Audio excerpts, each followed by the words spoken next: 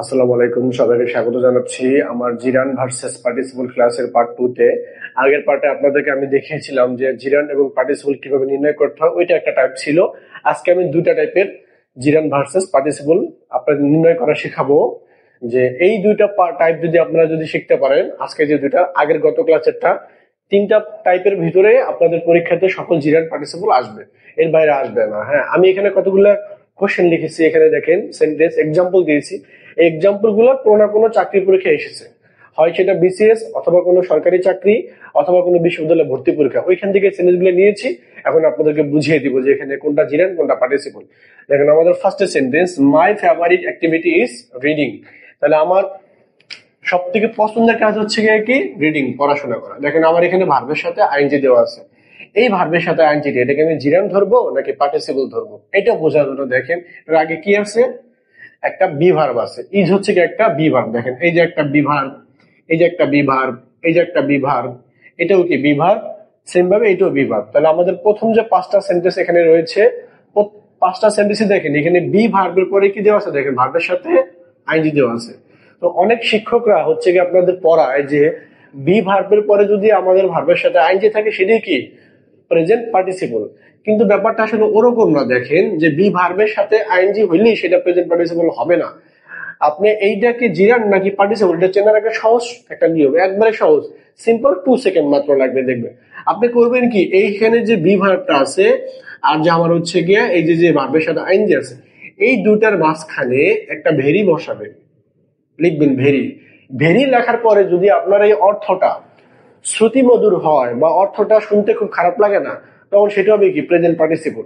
আর যদি অর্থটা এখানে ভেরি বসানোর পরে যদি অর্থটা একটু শুনতে মানে আপনার হচ্ছে গিয়া বিদঘুটে মনে হচ্ছে বা অস্বস্তিকর মনে হচ্ছে, অর্থ মনে হচ্ছে ঠিক নাই, তখন হবে কি সেটা জিরান।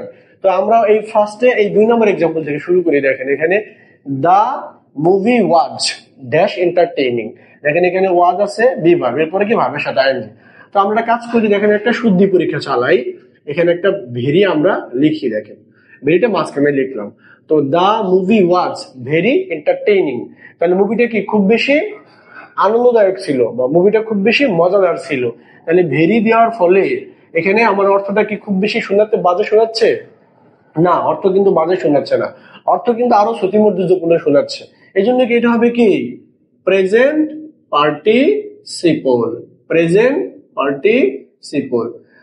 আপনি যদি ভেরি বসান অক্সিলারি ভার্ব বা প্রিন্সিপাল ভার্বের মাঝখানে, যদি অর্থ দেয় তাহলে কি সেটা প্রেজেন্ট পার্টিসিপল, অর্থ না দিলে জিরান। যেমন my favourite exam activity is very reading, আমার সব থেকে পছন্দের কাজ কি খুব পড়ালেখা করা, খুব পড়ালেখা না, এটা কিন্তু অর্থটা ঠিক না। তাহলে এখানে ভেরি দেওয়ার পরে অর্থ দেয় নাই, তাহলে এটা হবে কি জিরান। তাহলে এরকম করে যত আছে সবগুলোকে আমরা এখন থেকে পারবো। দেখেন এরপরে, তো পরে আমাদের আরো তিনটা আছে, আমরা তিনটা একটু দেখি। দেখেন এখানে হিজ প্রফেশন ইজ টিচিং, তো আপনি মাঝখানে একটা ভেরি কল্পনা করেন এখানে, তাহলে ইজ ভেরি টিচিং, এটা কি হয় না, হয় না। যেহেতু হয় না সেহেতু এটা কি হবে, এটা হবে জিরান। ভেরি বসালে অর্থ দিলে হবে কি পার্টিসিপল, অর্থ না দিলে হবে কি জিরান। পরেরটা দেখি, ড্রাইভিং কার ইজ ফ্রাইটেনিং, হচ্ছে গাড়ি চালানো খুব বেশি কি ভীতিকর। এখন আমরা এখানে যদি একটা ভেরি বসাই, দেখেন এখানে এই যে মাঝখানে, তাহলে আমরা যদি এখানে ভেরি লিখি, VERY ভেরি, তাহলে driving car is very frightening, তাহলে ভেরি যখন বসাই তাহলে কি আমার অর্থটা কি আছে, ঠিক আছে। যেহেতু অর্থ ঠিক আছে সেহেতু কি হবে প্রেজেন্ট পার্টিসিপল, আমি শুধু পার্টিসিপল লিখলাম। আচ্ছা, তারপরে দেখেন এইটা, দা স্টোরি ইজ ড্যাশ ইন্টারেস্টিং, এই যে অক্সিলারি ভার্ব আছে বি ভার্ব, পরে কি ভার্বের সাথে আইএনজি দেওয়া আছে। তাহলে আমরা দেখি এখানে, এটার পরে আপনি একটা কি করেন ভেরি বসান এখানে। হ্যাঁ, তাহলে ভেরি বসানোর পরে আমার কি কোনো অর্থ দিল না, দিল না।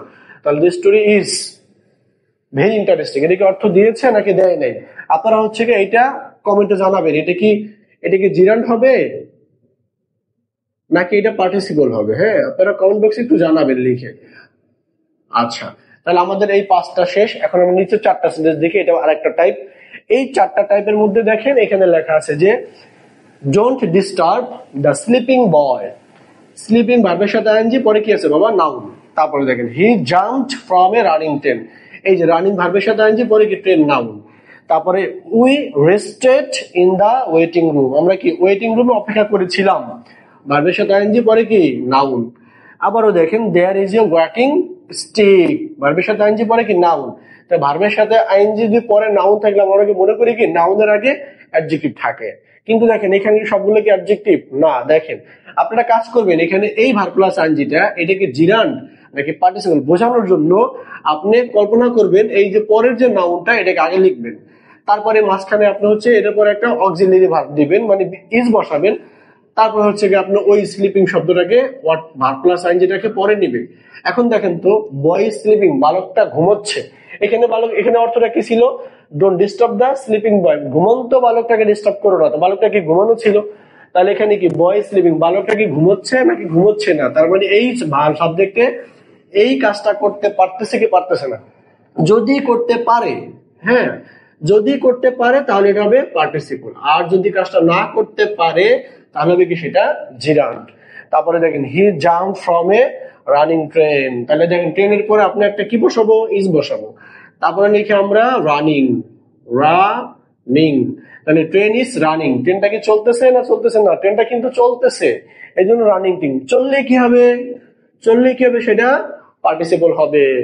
আপনার আরেকটা জিনিস মনে রাখবেন, জিরান সবসময় স্থির থাকে, জিরান সময় কি থাকে, স্থির থাকে, আর যেটা পার্টিসিপল এটা কি কাজ করতে থাকে, কন্টিনিউয়াস টেন্স বোঝায়, হ্যাঁ যদি কন্টিনিউয়াস টেন্স হয় তাহলে সেটা হবে কি জিরান্ডের পার্টিসিপল, আর যদি স্থির থাকে স্টেবল থাকে কোনো জায়গায় নড়তেছে চড়তেছে না ওইটা ওইভাবেই আছে সেটা হবে জিরান্ড। দেখেন we rested in the waiting room, তাহলে ওয়েটিং রুম, তাহলে আমরা কাজ করি রুমের পরে একটা ইজ দেই, পরে আমরা ওয়েটিং বসাই। দেখেন এখন দেখেন তো রুম ইজ ওয়েটিং, রুমকে ওয়েট করে আমাদের জন্য নাকি আমরা রুমকে ওয়েট করি, তো হচ্ছে দেখেন এইখানে রুমটা কি ওয়েট করতে পারতেছে না, তার মানে এই কাজটা এই রুমে পারতেছে না, তাহলে এটা কি হবে, এটা হবে জেরান্ড। হ্যাঁ কাজ যদি করতে পারে তাহলে কি হবে প্রেজেন্ট পার্টিসিপল, আর যদি কাজ না করে তাহলে হবে কি সেটা gerund. Last one there is a walking stick, দেখেন তো ওয়াকিং এর সাথে ভার্বের সাথে আইএনজি, স্টিক কি এখানে নাউন, আবার কল্পনা করেন এখানে একটা ইজ বসান, তারপরে কি ওয়াকিং বসান।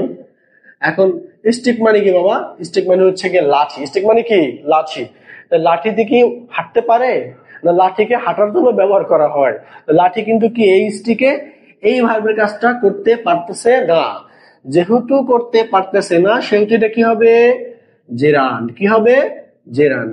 তাহলে দেখেন আমরা এটা শিখে গেলাম যে কোনটা জিরান্ড কোনটা পার্টিসিপল। আমি আরেকবার একটু সামারাইজ করে দিই, যদি বি ভার্বের পরে কখনো ভার্বের সাথে আইএনজি থাকে তখন আপনি করবেন কি বি ভার্ব এবং ওই ভার্বের প্লাস আইএনজি মাঝখানে একটা ভেরি বসাবেন, ভেরি বসালে যদি অর্থটা শ্রুতি মধুর হয়, অর্থ শুনতে ভালো লাগে বা অর্থ দিচ্ছে ক্লিয়ার ভাবে, তখন সেটা হবে কি প্রেজেন্ট পার্টিসিপল। আর যদি এই বি ভার্ব আর হচ্ছে গিয়া ভার্ব প্লাস আইএনজির মাঝখানে ভেরি বসালে অর্থ না দেয় সেটা হবে কি জেরান্ড। আর নিচের যে চারটা চার্ট দেখলাম আমরা যে ভার্ব প্লাস আইএনজি পরে নাউন, তখন এটাকে জিরান্ড নাকি পার্টিসিপল কিভাবে বুঝবো, এই নাউনটাকে আমরা আগে লিখবো আর ভার্ব প্লাস আইএনজিটাকে পরে লিখবো, মাঝখানে একটা অক্সিলারি ভার্ব দিব, যদি কাজটা করতে পারে তাহলে সেটা কি প্রেজেন্ট পার্টিসিপল, আর যদি কাজটা না করতে পারে এই যে আমরা নাউনটাকে দিব আগে, তারপরে একটা বি ভার্ব লিখবো, তারপর ভার্ব প্লাস আইএনজিটাকে পরে নিয়ে লিখবো, তাহলে রুম ইজ ওয়েটিং, রুম কি অপেক্ষা করে না, যেহেতু কাজটা করতে পারতেছে না সেহেতু লিখবে জিরান্ড, কাজ করলে প্রেজেন্ট পার্টিসিপল, কাজ না করলে কি হবে জিরান্ড। তো আশা করি এখন থেকে আপনাদের জিরান্ড পার্টিসিপল নির্ণয় করতে আর কখনোই সমস্যা হবে না ইনশাআল্লাহ।